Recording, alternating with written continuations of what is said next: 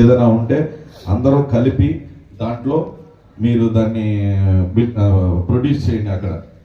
So ఇలాగా మీ అందరికీ కావలసిందే చెయ్యాలి. మిగతా ప్రభుత్వాలాగా వాళ్ళకి నచ్చింది కాదు.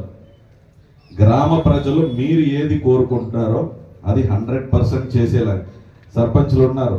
వాళ్ళందరికీ కూడా నిజంగా గత ప్రభుత్వంలో కన్నా ఈ ప్రభుత్వంలోనే, ఎందుకంటే నిస్వార్థంగా ఎవరైనా వాళ్ళ పార్టీ సర్పంచ్ ఉన్నాడా లేడా అని చూసి ఫండ్స్ అలాట్ చేయడం అది జరుగుతుంది. కానీ పవన్ కళ్యాణ్ గారు అలా కాదు, మన పంచాయతీరాజ్ మినిస్టర్ ఉప ముఖ్యమంత్రి గారు అలా కాదు.